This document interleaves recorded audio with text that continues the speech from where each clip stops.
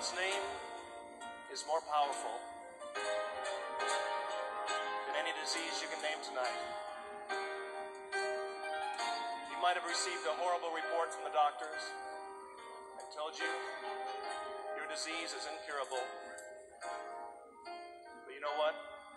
There's hope tonight.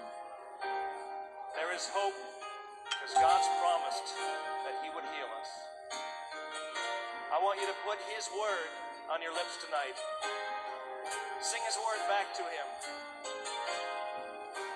And see if His name isn't more powerful than cancer, than heart disease, or any disease that you can name tonight. Oh yes, He's your healer. Let's sing it to Him. You are the God that healeth me. You are the God that healeth me.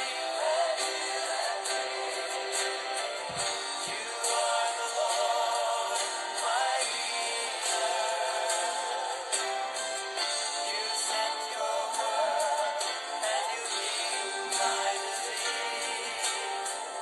You are the Lord, my healer. You are the God.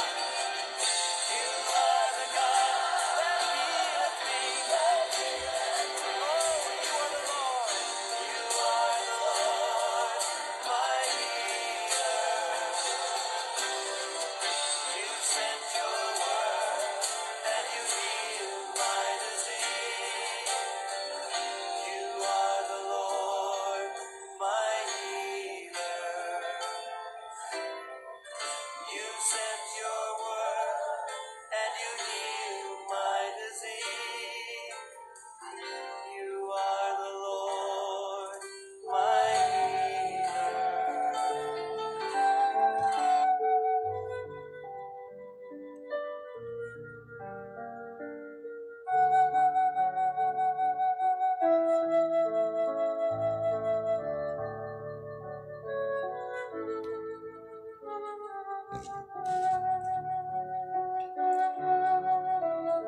Tayo po'y sama-samang manalangin. Sa ngalan ng Ama at ng Anak ng Espiritu Santo. Amen. Muli, Panginoon, maraming pong salamat sa pagkakataong ibinibigay mo po sa aming mga makasalanan na muling makasama ka upang muli kaming paalalahanan sa iyong mga mapagmahal na mga mensahe sa iyong salita. Ang katotohanan na nagmumula lamang sa iyong mga araw-araw na mabuting balita. Humingi po tayo ng kapatawaran sa ating Ama. Lord, patawarin mo po ako sa mga pagkukulang ko po sa iyo na nagawa sa nakalipas na oras. Patid ko, Lord, na yung mga nasabi ko, na ikilos, naramdaman sa aking kapwa, sa iyo ko po yung ginawa, Panginoon. Patawad. Linisin mo po ang aming mga puso ni Brother Lito Palinis. Bigyan mo po kami ng karunungan sapagkat kami kapos, Panginoon. Sa oras po ito, ikaw po ang gusto naming maitaas, mabigyan ng parangal. Napakabuti mo, Panginoon, sa buong maghapon. Di po kayo nagkulang sa amin. Bagamat paulit-ulit kaming nagkukulang sa inyo, salamat, Panginoon. Ito yung pinakamahalagang biyaya na pinakakaloob mo sa amin sa bawat araw. Ang makarinig na yung mabuting balita at makapagnilay kami, Panginoon. Muli maraming salamat, Lord. Nawa sa oras na ito na nakakarinig kami ng iyong mensahe, ikaw po ay nagpe-perform ng your spiritual healing. Marami kaming dapat ilapit sa iyo, Panginoon, upang kami magkaroon ng kagalingan. Pero higit sa lahat, Panginoon, nawa, yung kagalingan hinihingi namin sa iyo, isabuhay namin. Sabi mo nga po nasa taong gawa, nasa Diyos ang awa. Maraming mga taong sugatan ngayon, emotionally, financially, spiritually, physically. Mga relasyong nasisira. Lord, tulungan mo po kaming mabuo ito. Tulungan mo kaming mabalik ang confidence namin. Tulungan mo kami na magkaroon ng kagalingan yung aming mga kaluluwa. Linisin mo po ang aming puso sapagkat sa oras na ito, live na live din ang iyong banal na espiritu. Salamat, Panginoon. Maraming salamat. Ikaw ang kumilos sa mga darating mga minuto. Nawa, humilom ang sugat na mayroon kami. Upang sa ganon, pagkatapos ng mabuting balita na ito, makaramdam kami, hindi lang ng physical healing, kundi sakit sa lahat. Yung aming spirit, yung aming kaluluwa, muling mabuo kasama mo. Dahil ikaw ang aming divine healer. Thank you so much, Lord. Napakabuti mo. Ang lahat ng ito'y dalahin ko po sa iyo, Ama, sa pangalan ng Anak, kaysa ng Espiritu Santo. Amen.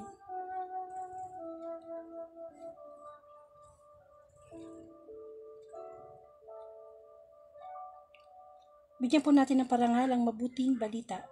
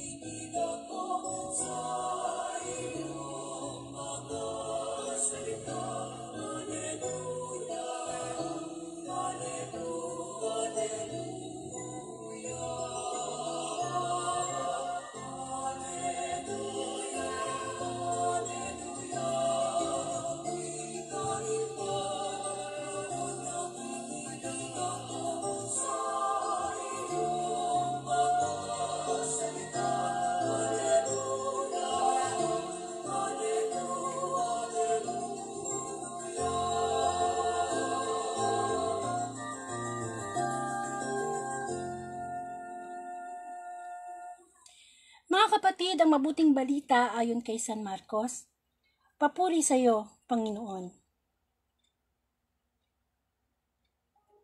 Mula sa sinagoga ay nagtungo agad si Jesus at ang kanyang mga alagad, kasama sina Santiago at Juan, sa bahay ni Simon at Andres. Noon ay nakahiga dahil nilalagnat ang biyanan ni Simon at ito'y agad nilang sinabi kay Jesus. Kaya't nilapitan ni Jesus ang babae. Hinawakan ito sa kamay at ibinamon. Noon di gumaling ito at naghanda ng pagkain para sa kanila. Pagsapit ng gabi, pagkalubog ng araw, dinala kay Jesus ang lahat ng may sakit at ang mga sinasapian ng demonyo. Halos lahat ng mga taga roon ay nagkatipon sa harap ng bahay. Pinagaling ni Jesus ang maraming may sakit, anuman ang kanilang karamdaman. Pinalayas din niya ang mga demonyo, at hindi niya hinayaang magsalita ang mga ito, sapagkat alam nila kung sino siya. Madaling araw pa'y bumangon na si Jesus at nagpunta sa isang lugar na walang tao, at doon ay nanalangin siya. Hinanap siya ni Simon at ng mga kasama nito, at nang matagpuan siya, ay sinabi nila, "Hinahanap po kayo ng mga tao." Ngunit sinabi niya sa kanila, "Kailangang pumunta rin tayo sa mga karatig bayan upang makapangaral ako roon. Ito ang dahilan ng pagparito ko." Nilibot nga ni Jesus ang buong Galilea. Nangaral siya sa kanilang mga sinagoga at nagpalayas ng mga demonyo. Ang mabuting balita ng Panginoon, pinupuri ka namin, Panginoong Heso Kristo. Welcome po sa The Word of God Daily Gospel at Facebook Live. At napakabuting po ng Panginoon sapagkat every night, binibigyan niyo po tayo ng pagkakataon na magkasama-sama online para magnilay po ng mabuting balita. At ngayon po ay salamat sa Panginoon na ilang oras na lang matatapos na naman po ang January 13, 2021 at Wednesday Gospel po ang ating pagninilayan. At sana po ito po'y tungkol sa pagpapagaling na ginawa ng Panginoong Hesus sa maraming tao, no? Iba't ibang sakit. Hindi lang yun, nag-cast out pa siya ng demonyo, di po ba? Nangaral siya.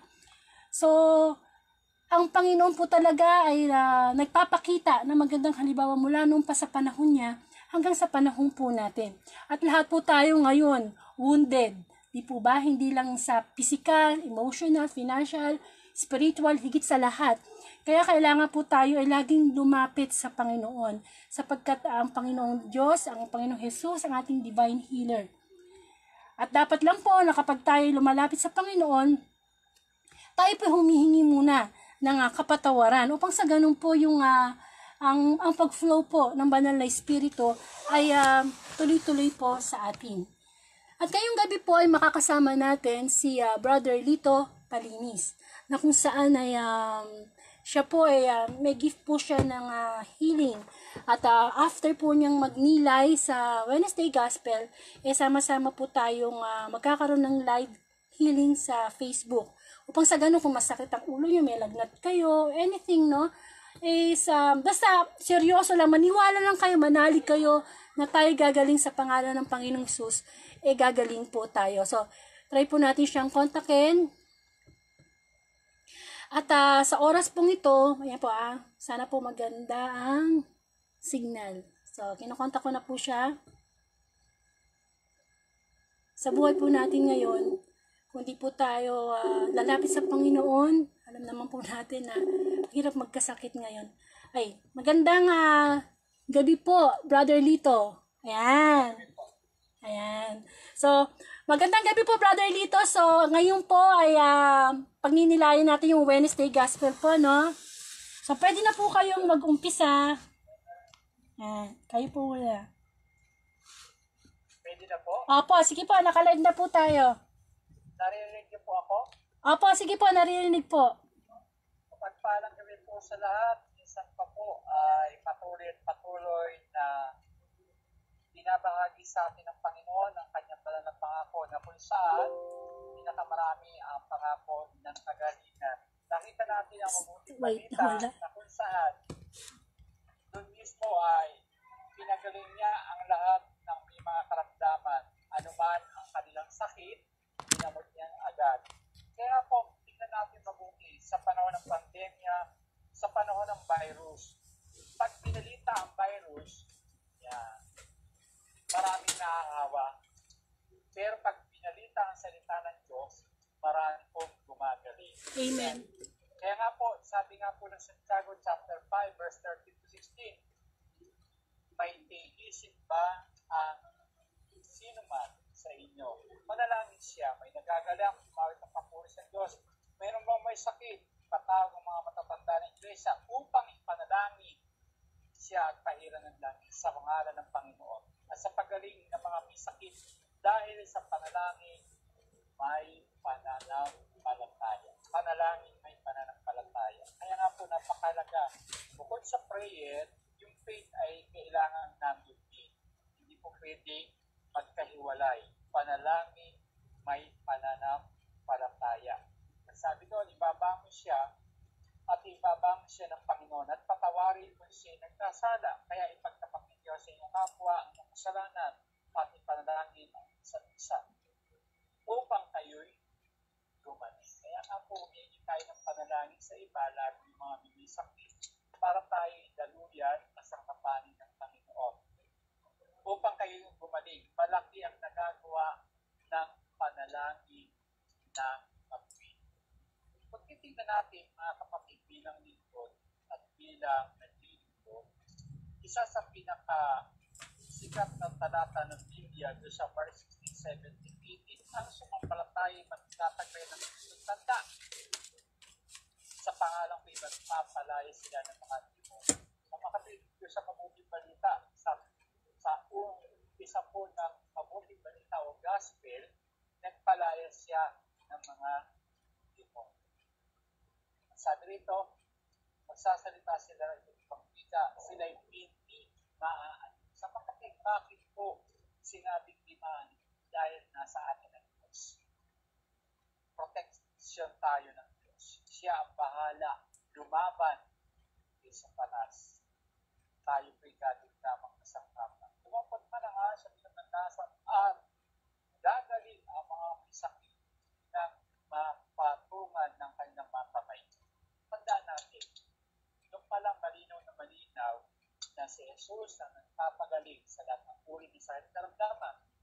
Once na ako'y lumapit, sumunod na sumamo, humingi ng tawad, pinatawad na po, at sa pagpatawad na natin po, buntot, karungtong, yung pagpapagaling sa amin, spiritually, emotionally, physically, at ganito ang gagawin sa atin ng Panginoon, napatawad niyo tayo, siya gagamitin tayo ng nakakasangkapanin po tayo. Amen. Pangalawang talata na nagpapatunay, nakakasangkapanin tayo ng Panginoon. Gawa chapter 4 verse 13, sa pangalang ko'y magpapalaya sila ng mga demonyo. Sa mga tweet, bibigyan tayo ng kapangyarihan. Sila hindi dumampot manandas o uminom ng sa mga tweet pareho po doon. Gawa 19:6, pinatong ng San Pablo ang kanyang kamay at bomba sa kanyang Espiritu Santo at silang lahat ng salita ng iba't ibang wika ng pagpapahayag ng salita. Sa mga malinaw na malinaw, marami pong talata sa Biblia na magpapatunay na tayo gagamitin ginagamit ng Panginoon sa kapanahunan sa ngayon. Sa Gawa chapter 8 verse 17, at pinatong nila Pedro at Juan ang kanyang kamay at bumaba ang Espiritu Santo at tumanggap sila ng lahat. At kung titignan natin mga kapatid, God wants to heal you, your body, your soul, and your spirit. Sa gabi hindi naniniwala ka ba na kaya kang pagalingin ng Diyos? Sa pananampalataya po'y dumadaloy ang kapangyarihan ng Diyos. Sa mga tweet, gamitin natin ang pinakasusi. Susi upang tayo gumaling at makadaya sa panigala ng kasalanan. Sa panigala po ng kasalanan, ito po ang napakahalaga. Number 1, ang iyong pananampalataya ay ginagamit ng Diyos para gumaling ka.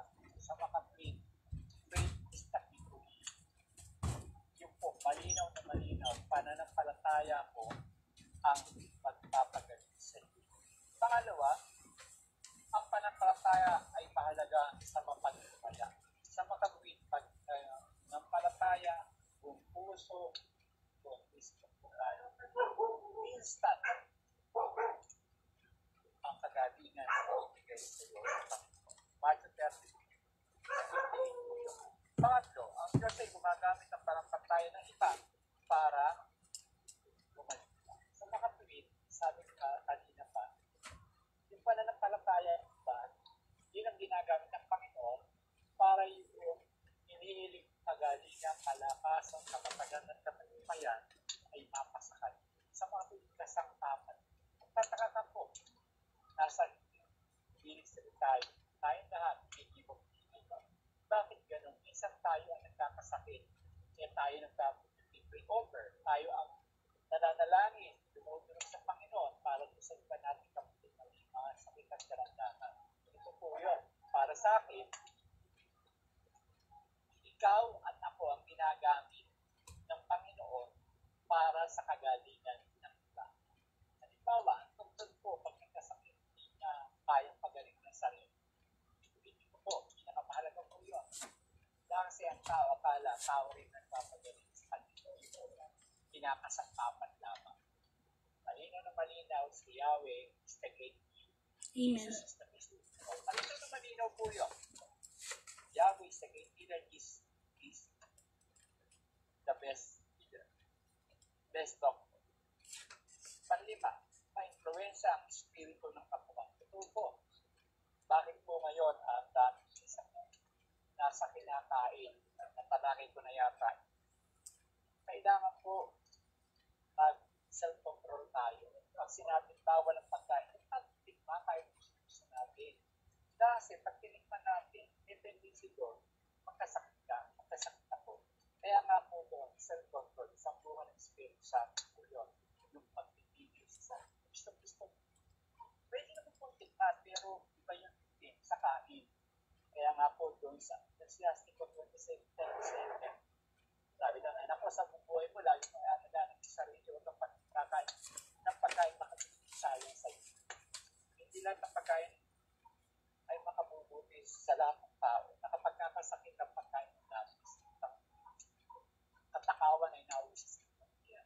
Tigilan dito, upang umaba ang buhay. Bakit maraming namamatay ngayon? Global. Hindi masama ang maganang kumain. Lahat ng sobra po ay nakakasama. Amen. Tuloy pa po tayo. Kaya kung titingnan natin mga kapatid, ang pagtitiwala ay nagpapagaling. Sabi nga doon, sa Panginoon Jesus, ako'y nagtitiwala sa realidad.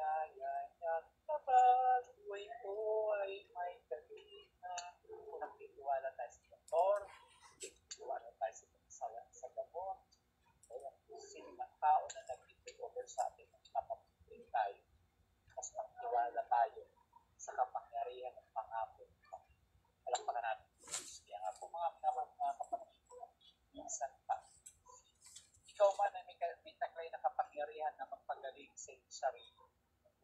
Total surrender. Kaya mo pagaling sarili mo. Isa lang naman hindi sa akin humingi ako ng tawad at pagpatawad. Dahil ang pagpapatawad ay may kapangyarihang pagaling. Amen. May kapangyarihang pagaling. Kaya nga po, napakahalaga po pagpapagaling na yan ang minamahal. Kaya kung titignan natin, sige po, sa inyo po ba yan? Sa inyo po ba yung tawad?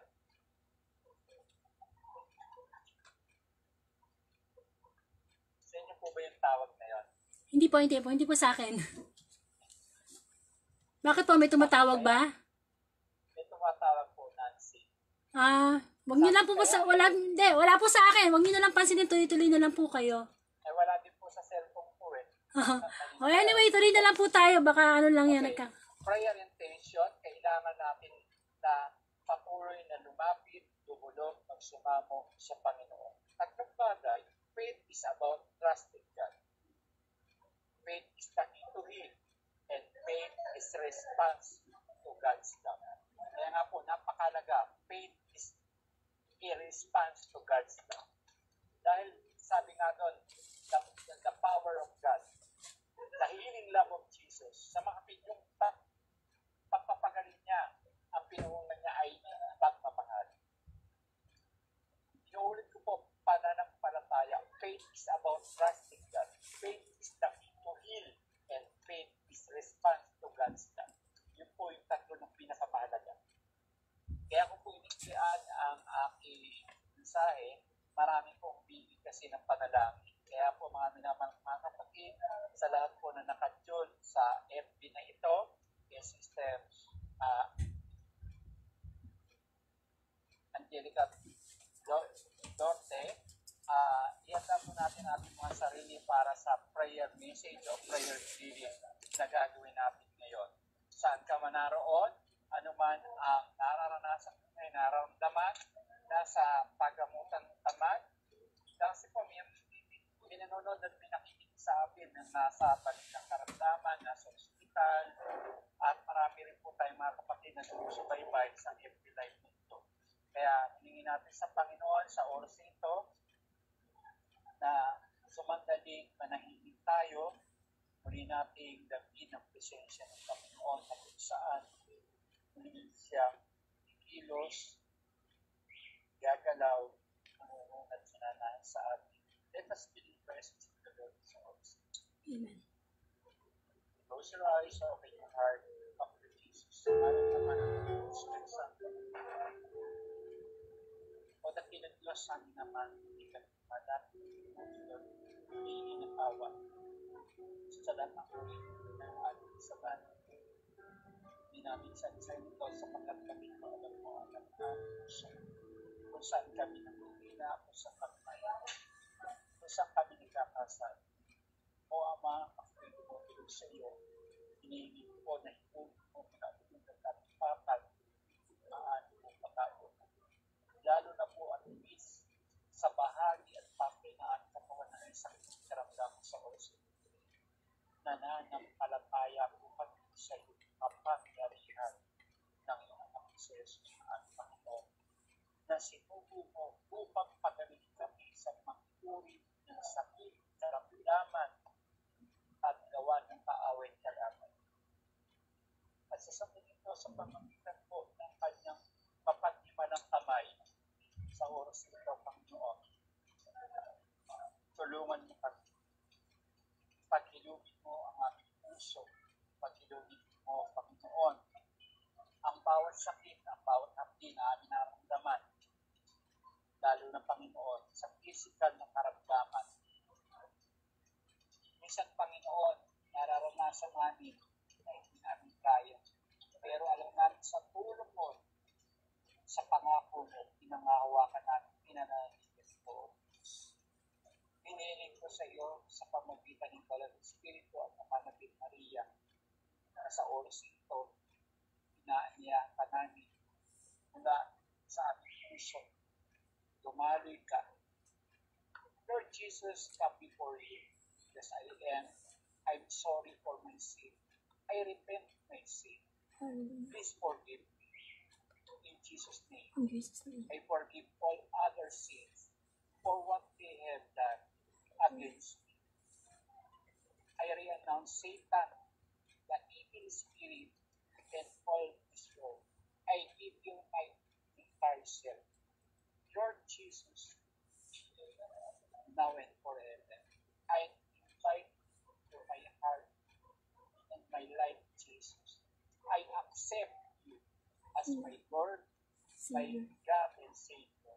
Amen. Heal me, change me, strengthen me, body, soul, and spirit.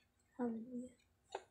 Family, come Lord Jesus, cover me in your precious blood, and fill me your Holy Spirit.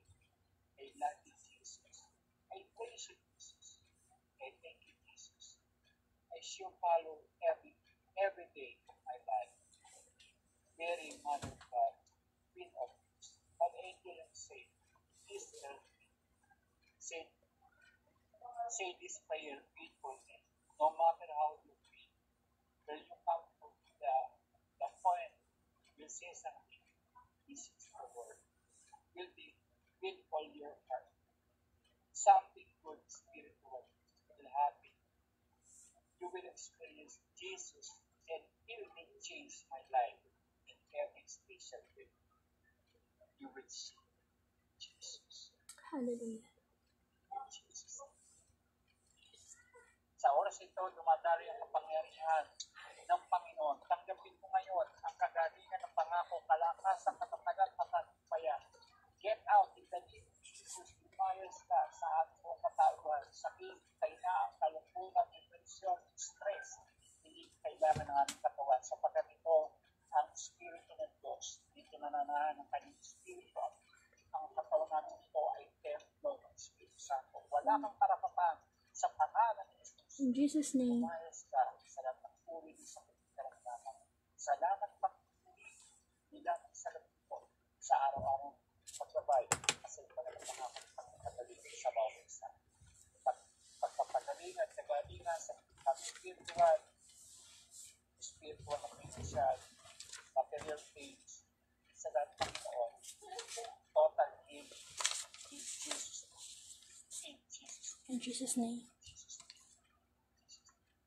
Amen. Amen. Naway matanggap natin ang kapangyarihan ng banal na pangako ng pagpapagaling ng Panginoon dahil siya ay ang Diyos noon, Diyos ngayon, at Diyos magpapagaling. To God be the glory. In Jesus' name we pray. Amen. Amen. Sa ngalan ng Ama, Ama, Anak, Espiritu Santo. Amen. Purihin ang Panginoon. Napakabuti po ng Diyos. Sapagkat tayo talagang gagaling. Kung talagang yung pananampalataya natin sa Panginoon ay talagang yun namumuna. Amen. So, Brother Pelinis, yung sa sinabi po nyo na kanina na tungkol sa tiwala sa ating Panginoon.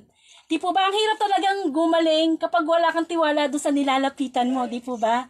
So, kailangan talaga na natin ng talagang buong tiwala, hindi yung nagdududa. Di ba? Mahirap po kasi, walang pag-aalilangan. Tsaka hindi lang naman po talaga, kasi sa panahon po ngayon, pandemic, marami po tayong talagang problema when it comes to physical na sakit. Di ba? Takot na takot tayo sa COVID. Amen. Pero ang hindi aware masyado po yung tao, yung COVID, yung talagang kinakatakutan natin, kaya katakot-takot na pag-iingat, pagsunod sa protocol, pag tayo lumalabas. Pero kung tutusin ang talagang virus na kalaban natin ngayon, yung kasalanan, di po ba? Kasi po yung virus ng kasalanan, yun po talaga ang papatay sa atin spiritually. Alam naman po natin, ang COVID ngayon, kapag ikaw namatay, makikremate. Di po ba? Pero sabi nga po di ba sabi nga po doon sa Bible na wag daw po tayo matakot sa mga pumapatay sa katawan, kundi sa espiritu. Di po ba? Kasi sa espiritu, talagang hindi lang basta cremation. Kumbaga sa impyerno. Yung punta po natin, di ba? Napakahirap po nun. Ito po yung virus na kahit naka-stay at home ka, andyan, yung kasalanan, di ba? Sabi nga parang leon na nag-aabang lang ng perfect timing para tayo sampangin. Di po ba? At gayon din po, gayon pong panahon na ito, marami pong na-depress sa pandemic. Di po ba? Ang daming na-depress. Meron pa nga iba, nababalitaan natin, nag-suicide eh. Di po ba? So kailangan po nila ng tinatawag nating emotional healing. Amen. Kasi may mga tao na sa sobrang na-depressed, nawawala na sila ng tiwala sa kanilang sarili. At kapag nawalan ka na ng tiwala sa sarili, lalo na mawawalan ka na ng tiwala sa Diyos, so ano nang tendency nun? Magpakamatay na lang. At saka, mahirap din po yung emotional na yung sa puso ng tao kasi parang dumadating minsan yung parang gusto na lang yung mag-isa. Parang talagang wala ng pag-asa. So, kayo po, ano po bang masasabi nyo, ma-advise nyo sa mga taong nade-depress na yung pandemic? Isa lang po ang solusyon dyan. Isandig natin sa Panginoon na ipagkatiwala. Sabi nga na Matthew 11:20-29, lumapit kayo sa akin, kayo lahat na napapagalat na bibigatan sa ipasanin at kayo aking pagpapamahingahin. Pag pamatok ay bibigyan sa inyo, makasusumpong kayo ng kapahingahan ayon sa inyong katawan na lupaypay. Sabi nga ng Hebreo 11:1, tayo hindi pananalig kung tayo nagtitiwala na mangyayari na inaasahan natin at naniniwala sa mga bagay na hindi nakikita. Amen. Verse 2, at di kinalulugdan ng Diyos noong una. Bakit? Walang faith eh. Hindi sila nagtitiwala, hindi sila nananalig. Hebreo 11:6, at hindi po kinalulugdan ng Diyos ang hindi nananalig sa Kanya. Sapagkat ang sinumang lumalapit sa Diyos ay dapat magtiwala sa Diyos. Amen. At sa panahon din po ngayon, hindi lang emotional healing, kundi financial healing. Nako, lahat tayo financial, di po ba? Sabi nga po nung iba, hindi ako mamamatay sa virus, mamamatay ako sa gusto. Oo, Biro niyo po, ang baboy 400. Ay, nako, grabe na talaga baboy. 200 po ang manok. Oo. Ang talong po, 25 pesos ang isa. Opo, talaga. Hindi lang sa mga bilihin, kundi talagang yung bang kakarampot na sweldo mo, kulang pa talaga. Kaya kailangan ngayon mag-sideline. Di po ba? Isandig mo ngayon sa Panginoon. Balanse. Balanse. Mahal ka na ikabubuhay sa gabi, prayer meeting. Ganun lang po ang gawin natin. Sapat kang titiwala. Ako sa totoo lang, marami na nababalita sila sa akin. Ano? Ang itim ko daw. Bakit? Naglilinis ako ng garden. Oo nga. At yung pinaglilinisan nyo, best friend ko pa. Nagulat ako kasi yung best friend ko, kilala nyo pala. Kaya nga po, di ba sabi ng Panginoon, nasa Diyos ang awa, nasa tao gawa, hindi po pwede puro pananampalataya. Meron nga po ako narinig sa news na flight stewardess nagtitinda ng barbecue para lang makapag-survive. Kasi financial Yun ang gusto ng Diyos, balanse. Balanse. Paglilingkod, napapabayaan sa pamilya. Hindi po. Kailangan balansehin natin ang buhay natin. At ganun din po, nagkaroon din since nagkasama-sama ang pamilya, dahil nga nagkaroon ng quarantine, minsan nagkakaroon din ng relational healing sa mga relasyon sa pamilya. Di po ba? Kung minsan kung kailan nagkasama-sama, kung kailan nagkasama-sama, tsaka nagkakailala ng mga ugali. Di po ba? O minsan kung kailan nagsama, tsaka nag-away yung mag-asawa. Hindi po ba? Kailangan Kaya nga kailangan talaga na ang sentro ng pamilya ang salita ng Diyos. Di po ba? Upang sa ganun talaga yung mga relasyon na kasi nung wala pa hong pandemic, masyadong busy ang mga tao. Hindi na minsan ang mag-asawa, hindi na nag-uusap. Di po ba? Kung minsan yung anak, wala siyang closeness sa kanyang mga magulang. Di po ba? Pero ngayon, nare-resolve pa unti-unti yung mga ganyang problema, relasyon sa pamilya po, di po ba? Dahil po sa lumang tipan, malinaw, siloso sa guguhin ng Diyos. Binabaliwala niyo ako, Hindi na po nga kayo. Di ba? Doon pala, pamamaraan ng Diyos yun. Oo nga Pero napakabuti po ng Panginoon. Kung tutuusin, isang kisap mata niya, pwede na niyang ipadala ang Panginoong Jesus eh. Pero ginawa sa atin, warning lang. Sabi, pandemic muna. Sige, mahal ko pa to, bibigyan ko pa ng pagkakataon. Di po ba? Niya para makita niya kung talaga ang tao, kung nakatulad din, magbabalik sa kanya, di ba? Amen. So, bari meron po ako share sa inyo, Brother Lito. Kasi po, di ba, sabi natin, para magkaroon tayo ng total healing, kahit emotional, physical, o ano pa man yan, kailangan muna tayo magkaroon ng sacramental confession. Opa, kailangan humihingi tayo ng, nagpo-confess tayo sa pare. Di po ba? Kasi iba, they believe na, sige, magkakasala ako, nandiyan naman ng Panginoon eh. Na handa naman siyang, direct. Hindi ng kabaitan ng Diyos, hindi o, huwag natin gawing ano. Opo, di ba? Kamukha po nung nangyari, nung natatandaan ko po yung panahon ng Holy Week. Di ba pag Holy Week po, doon talaga nagdadagsaan yung mga tao sa simbahan para mangumpisal, no? Para bang sinasabi na ating Holy Week lang nagiging banal ng tao eh.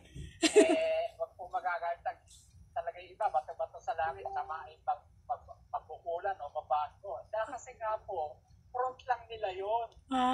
Hindi masasabi lang, hindi ko kilala, okay pala to, pag nakikita sa simbahan. Nakakalungkot nga po eh.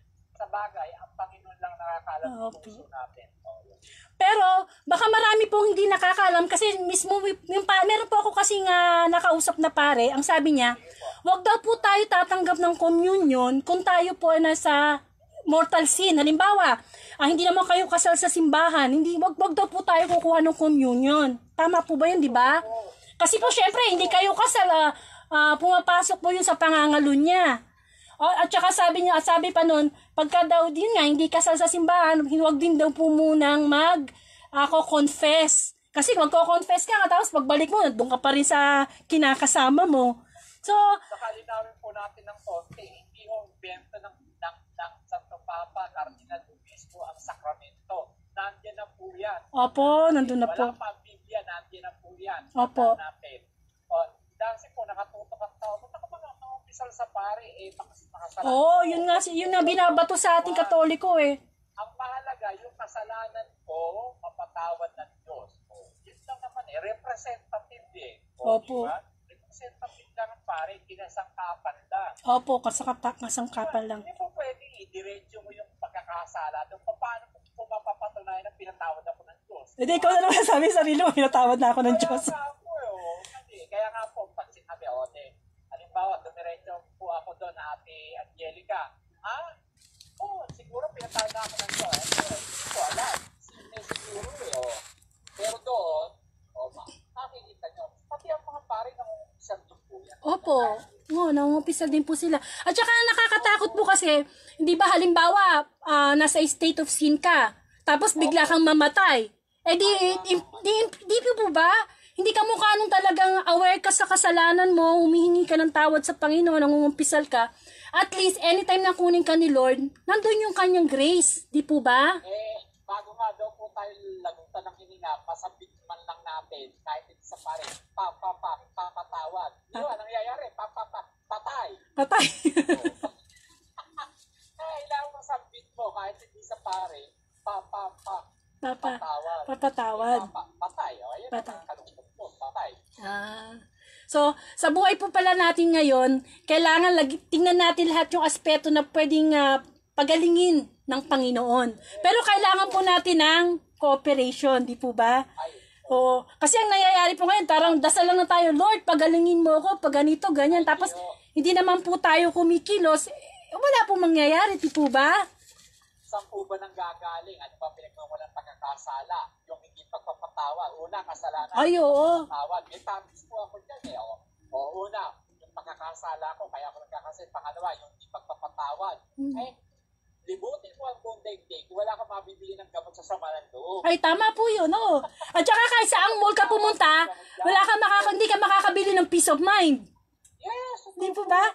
Merong iba dyan, ang yayaman, 10-10 yung bodyguard, pero hindi naman talaga yun na magiging bibigay sa kanila ng protection. Tayo, walang bodyguard.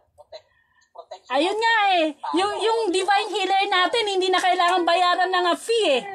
Yun naman. Doon pa lang. Doon pa lang. Ang nalalanghap magkano? O, pumunta ka sa ospital, magkano oxygen? Oh. Tayo, hindi natin alam. Hindi natin na-appreciate yung malaking bagay. Minuto, sigo-segundo, umiingat tayo. Pwede niyang patigilin ng Diyos, pero hindi na to. O, makasalanan ka, brother Lito. O, pindutin ko na ilong mo, nang matuloy. Hindi na. Oo nga eh. Ang mahalaga sa kanya, repentant, Opo, yun, no? Ng tawad. Yun. Sa paggawa ko ng pagkakasala, lapit talaga. At Opo. sikapin ko na wag nang gawin. Ang masakit na doon, sabi ko nga po kanina, hindi lang nahingi ng tao, pero Uulitin. Sikapin natin na wag na ibalik yung buhay, yung dating ginagawa na nalalayo sa Diyos sa pamagitan ng kapwa. Tsaka diba brother, malalaman mo na talagang totoo yung repentance mo. Yung bang, bago mo palang gawin yung kasalanan, parang mas nasasaktan ka na para sa Panginoon. Di po ba? Nagigilt, yung konsensya. Yes. Yung konsensya, umaano na. Ginagawa ko, tigilan ko na kaya, di ba? Nandun yung pagpapadala ng Diyos ng Holy Spirit niya. Teka. Ano naman gagawin mo? Ayan. Magkakasala ka naman dyan. At saka yung sinasabi nyo nga po na paghingi natin ng tawad sa Panginoon, napakasagana ng pagpapatawad ng Panginoon. Pero wag po natin kakalimutan na dapat tayo marunong magpatawad ng ating kapwa. Totoo po. Basta marunong tayo from the bottom of my heart, humingi ng tayo. Sabi ko nga sa inyo, total surrender plus faith equals miracle. Totoo paghingi ng tawad. Totoo. Pag totoo ako humingi ng tawad, pinatawad ako ng Diyos, total surrender plus faith. Yung pananampalataya ang gamitin natin, susi. O maya-maya, pagkagaling na. Assurance, total surrender plus faith equals miracle. Amen. Napakabuti na po ng Panginoon talagang sa panahon na ito, kahit marami ng parang gusto mawala ng pag-asa, pero yung araw-araw ka na nakakarinig ng salita ng Diyos, maintenance po natin yun, di ba? Totoo po yun, maintenance natin yun. Kasi hindi lang naman tayo kumakain physical, kailangan meron tayo spiritual na pagkain eh.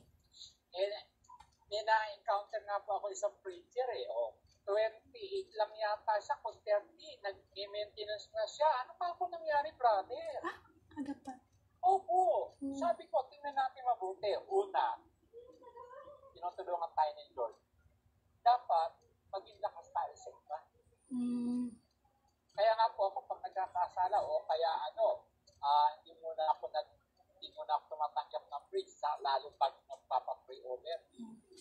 Lalo pa kailangan safe talaga. Amen. So, kailangan lang po talaga sa atin talagang kung gusto nating gumaling, patuloy tayo magtiwala, patuloy tayong isabuhay ang salita ng Diyos. At kayon, kung tayo ay nagkaroon ng kagalingan, kailangan gamitin din tayo ng Panginoon para magpagaling sa iba. Yes. Di po ba? Pwede nyo ipahagi sa amin. Pwede sa Facebook ni Sister Angelica, pwede rin akong tawagan para mapangalandakan. Nung po gumagawa ako, hindi naman aklan, kundi kala mong ganito lang. Pinagsama-sama ko mga sharing, mga 10 page yung typewriting pagkabila. Ilalagay ko yung mga verse. Halimbawa, ikaw po nag-share, Sister Angelica, yung sharing mo kung paano ka pinagaling ng Panginoon. At least, isang pinopost ko, marami nakakabasa, nakakapagbigay sa kanila ng inspired, ng lakas. Ganun pala ako. Once na pinagaling ka ng Panginoon, ibahagi mo, pangalandakan mo. Doon pala, nagpapahayag ka na ng salita ng Diyos. Kasi kung ikahihiya mo ako, pagdating sa langit, baka ikaliyak. Kaya nga tayo, sa lumang buhay natin, ito na nangyari sa atin. Kaya tayo, willing, nagsusumikap na ipahayag yung kabutihan ng Diyos sa ating buhay. Katulad ko, pinagaling ako, ilang sakit ang naranasan ko. Hindi man total healing, unti-unti, ito na po, nagpapagamit po. Ganun lang naman po, magpagamit tayo. Tsaka, yung nakikita naman po nating halimbawa ng Panginoong Hesus, once na napagaling na niya yung tao, anong ginagawa? Nagpupuri at nagpapasalamat, di po ba? Yun ang pinakamagandang magagawa natin kapag pinagaling tayo na patuloy tayong magpuri, magpasalamat, ipamalita ang kanyang kabutihan. At yung kagalingan naman natin, hindi lang yung physical, yung spiritual, para makapasok tayo sa talagang totoong tahanan natin, kundi yung langit po. Amen? Bakit paulit-ulit po tayo nagkakasakit? O bakit nga, pinagaling ako ng Panginoon, bukas may sakit na naman. Paano nga po, hindi ka contagious, kailangan contagious po yun. Oo, Na habang ka continuous. pinagagaling ng Panginoon, patuloy mo na yun, kumbaga sa maintenance, patuloy ka na magbasa, lalo ng mga verse na tungkol sa pagpapagaling niya o pangalandakan mo, may nabalitaan kami sakit sa inyo, o kung gusto mo, hindi mo man po yung mag-pray over, mag-healing, o i-share mo yung word of God ng pagpapagaling, doon pa lang, ginamit ka na ng Panginoon. Amen. Ganun po, pasimple. Sapagkat ang salita po ng Diyos talagang may kapangyarihan gumaling, magpagaling. Amen. Amen. Pabisa at buhay ang salita. Buhay ang salita ng Diyos. Amen. Amen. Matthew 4:12. Amen. Amen. Magkabila Italy. So maraming salamat po, Brother Palinis. Thank you po so much. Napakabuti po ng Diyos talagang sa mga oras na ito. Sabi ko nga po, kapag gabi-gabi po kayo nakakarinig ng salita ng Diyos sa Facebook Live, naniniwala po ako na habang nakikinig kayo, nagpe-perform ng spiritual healing ang Panginoon. Amen. Amen. So, ayan po si Papa. Kung may kailangan po kayo, pwede nyo po i-text o kaya doon sa litopalinis.yahoo.com kung meron kayong mga kahilingan, sasama po namin kayo sa prayer. Libre po ito, walang bayad, Amen. mga kapatid.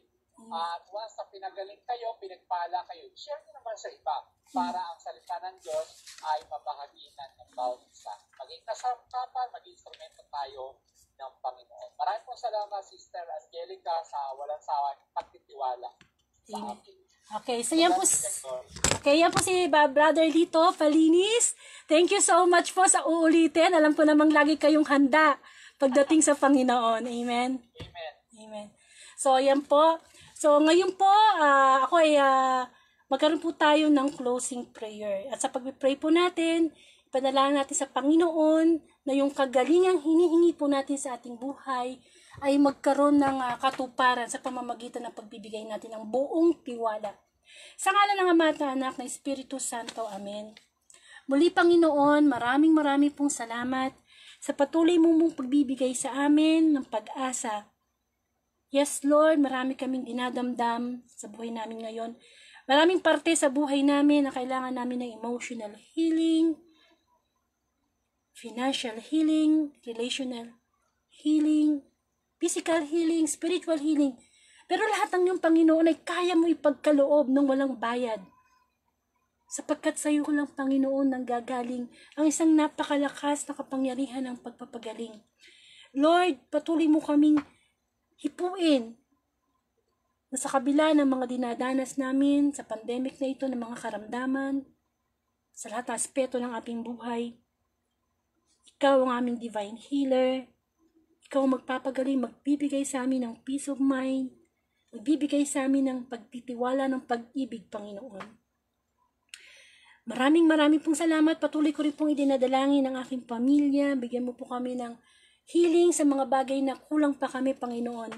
Ipinapanalangin ko din po ang pamilya Breeze, pamilya Empok, pamilya De Guzman, pamilya Suarez, pamilya Castilla, pamilya Yap, pamilya Viray, pamilya Cunanan, pamilya Balosa, pamilya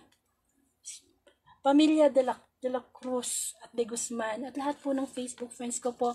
Dalangin ko, Panginoon, na ikaw ang kanilang laging tatakbuhan sa panahon ng kanilang kalungkutan, kakulangan sa buhay, at higit sa lahat, yung aming mga espiritual na karamdaman ay ilapit namin sa iyo, Panginoon.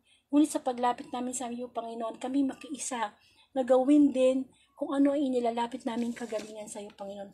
At gayon din idinadalangin ko po si Sister Angel Cunanan sa kanyang sakit na brain tumor. In Jesus' name, sama po natin siya sa ating panalangin dahil hanggang ngayon nakikipaglaban pa rin po siya sa kanyang brain tumor. At gayon din po isang bata na may leukemia, si Carl Nathan. Isama din po natin sa ating panalangin ng batang ito, batang-bata pero may karamdaman ng leukemia. At gayon din po si Leia Calma na may COVID at lahat po na mga may COVID sa kasalukuyan, ipanalangin natin sa Panginoon sapagkat kailangan nila ang emotional support, spiritual support. Amen.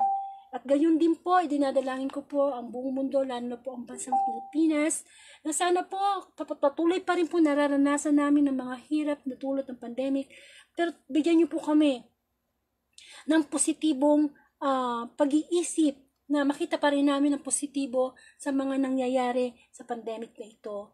At patuloy kaming umasa sa iyo, Panginoon, ang lahat naman ay magiging maayos hanggat ikaw ay nasa puso namin, Panginoon. At idadalangin ko din po ang aming kapatid na si Brother Gary Buaron na namatay.